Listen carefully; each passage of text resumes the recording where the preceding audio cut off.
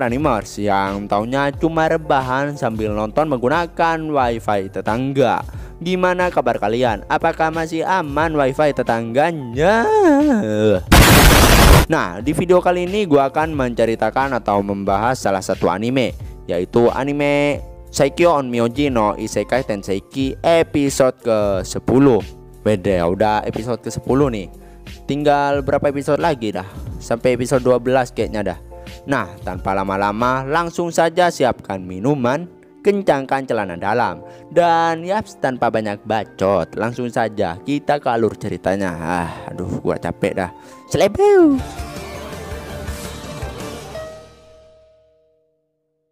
Di awal scene kita ditunjukin seorang putri yang disamperin sama prajuritnya dan diminta segera bersiap untuk keberangkatan. Terus nampak Seika yang baru keluar dari kelas pun tengah berjalan bersama para bestinya. Seika juga minta tolong pada Amo agar dia bertemu dengan keluarganya. Mendengarnya membuat Amo terkejut bukan main. Sedangkan Iva ya kayaknya dia tuh cemburu karena rupanya Amo mengira itu adalah lamaran nikah. Padahal Seika cuma dapat surat dari keluarganya yang memintanya untuk pulang saat libur musim semi nanti. Dan ayahnya bilang ingin bertemu pendekar pedang yang bisa menguasai semua elemen sihir. Ya kalau alasannya seperti itu tentu aja Amo pasti mau. Dan Seika juga mengajak Mabel sekalian karena ayahnya pasti senang bertemu dengan putri Baron Crane. Dan tentu aja si Mabel juga mau. Dan mereka pun mulai berpisah. Singkat cerita, Seika dan para bestinya pun udah sampai di kediaman bangsawan Lamproug. Mereka disambut sama kakaknya Seika yaitu Ruff dan juga ayah Iva yaitu Edis. Ruff pun bingung dengan keadaan Seika yang tentu aja dia tuh sedang mabuk saat naik kereta. Karena udah lama nggak ketemu sama abangnya itu, Seika pun menganggap kalau Ruff udah terasa seperti pewaris gelar bangsawan.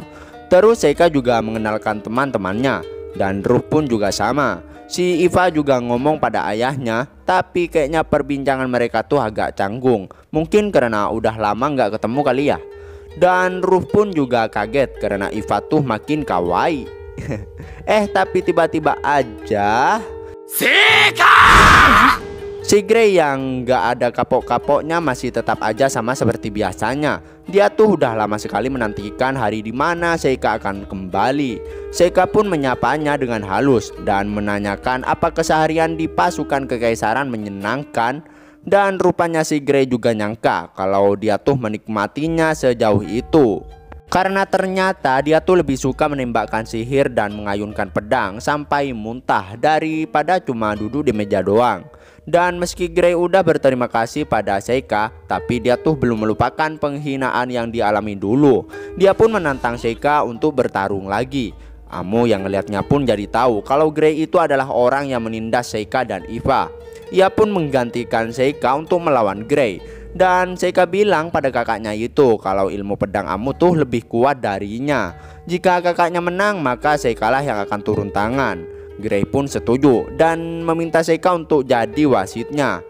Peraturannya nggak boleh menggunakan sihir. Dan ketika dimulai, inilah yang terjadi.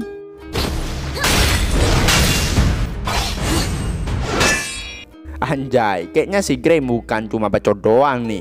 Padahal Amo udah menggunakan pedang asli, tapi ya si Grey memang udah ada peningkatan. Amo mengira kalau Grey itu menggunakan sihir, tapi ternyata dia tuh cuma menipunya. Terus Grey pun meminta Seika untuk menepati janjinya. Dan ia juga dengar kalau Seika menjuarai turnamen seni bela diri. Tapi saat Seika akan melawan Grey, tiba-tiba aja muncul seorang putri yang tadi udah kita lihat di awal episode. Grey yang ngeliatnya pun jadi terkejut karena dia tuh udah dibilangin jangan keluyuran sendirian. Tapi dia malah ninggalin pasukan Grey yang menjaganya. Dan setelah mendengar jurus bacot no jutsu milik sang putri, Grey pun menghentikan niatannya itu untuk bertarung dengan Seika. Seika pun bingung karena baru kali ini dia tuh nurutin omongan orang. Terus sang putri meminta Grey untuk memperkenalkannya pada teman-teman Seika. Dan namanya adalah Putri Fiona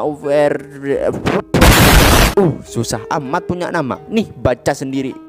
Ngedengarnya membuat para waifu Seika jadi terkejut bukan main, karena rupanya dia tuh adalah putri suci.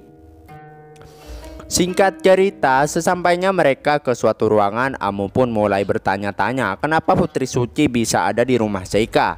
Rupanya si Fiona tuh cuma ingin ketemu dengan Amu, dan dia juga udah mendengar banyak rumor tentang Amu, dan katanya juga dapat nilai tertinggi pada ujian masuk. Selain menguasai 4 elemen, keahlian berpedangnya juga bagus, seperti pahlawan dalam dongeng. Fiona pun berterima kasih pada Seika karena udah mengabulkan permintaannya itu, dan dia juga ingin sekali menjadikan mereka berdua kesatria sucinya. Tapi hal itu ya tidak bisa. Fiona juga bilang kalau dia akan tinggal di sana beberapa hari. Jadi kalau berkenan, maukah mereka berdua menemaninya dalam perjalanan kembali ke ibu kota? Si Seika pun ya mau-mau aja, dan Fiona pun meminta mereka untuk akrab dengannya selama masih ada di sana. Terus ia pun pamit pergi. Singkat cerita, di malam harinya mereka semua pun mukbang bersama. Fiona bilang kalau seandainya dia tuh terlahir kembali, dia ingin bisa terbang melintasi langit. Seika pun menyarankan burung yang hidup di hutan selatan. Penampilannya cantik dan warnanya juga cerah.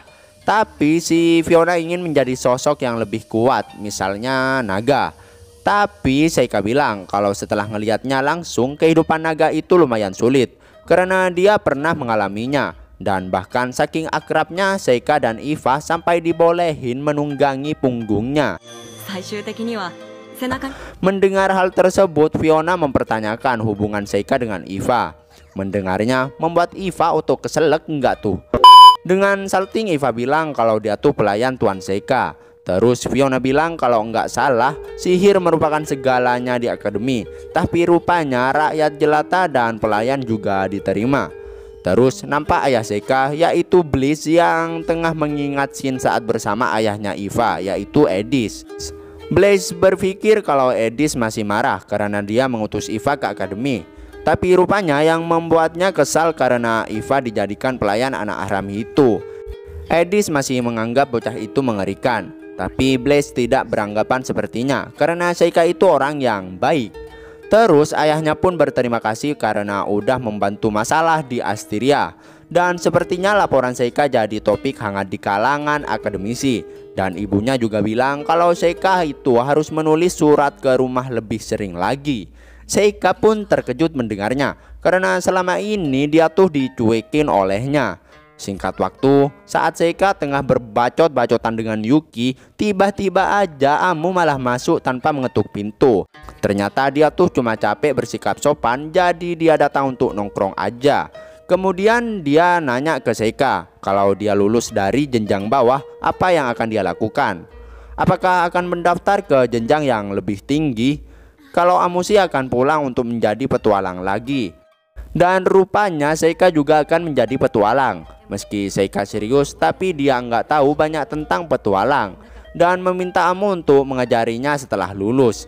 Ya Amu sih mau-mau aja dan berjanji untuk berpetualang lagi dengan Seika.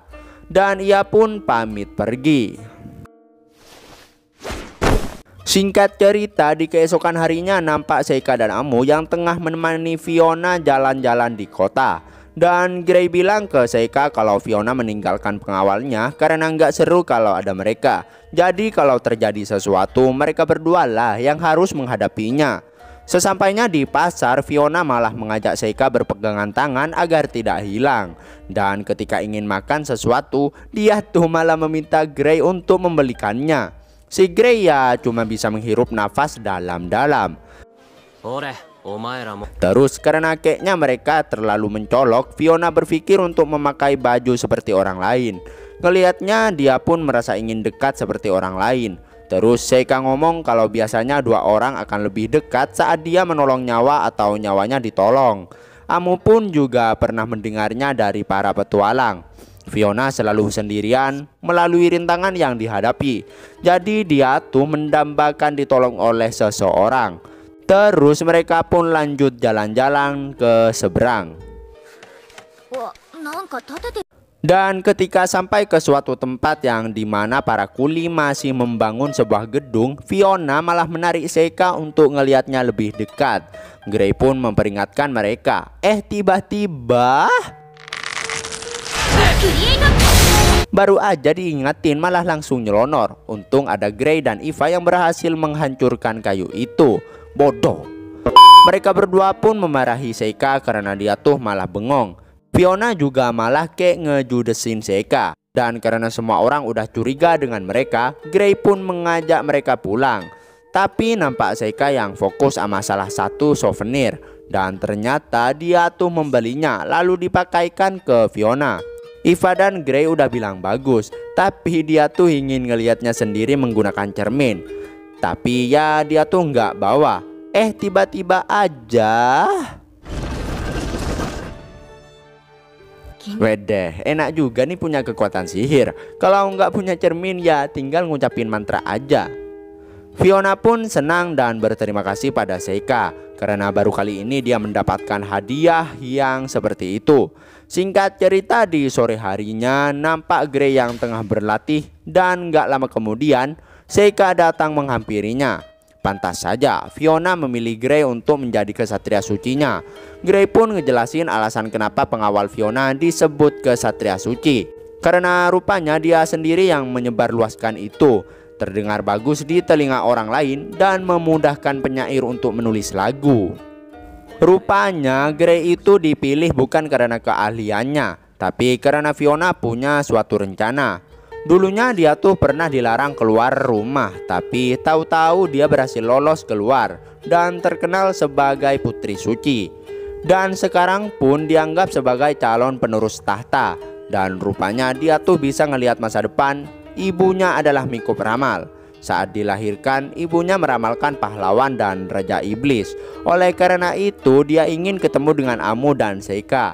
Tapi meski begitu, Seika jangan terlalu ikut campur karena dia terus mengawasi masa depan kekaisaran. Dan nampak Fiona yang tengah berdiri dan entah apa yang ia lakukan. Dan yaps, itulah akhir dari anime Saikyōn Myoji no Isekai Tenseiki episode ke-10. Wedeh, kayaknya Seika dan Gray udah mulai akur nih. Yang dulunya si Gray itu egois banget, tapi kayaknya sekarang udah berubah. Udah mulai nurutin perintah orang lain. Dan kayaknya jadi penasaran dengan apa yang akan dilakukan oleh sang putri, yaitu Fiona.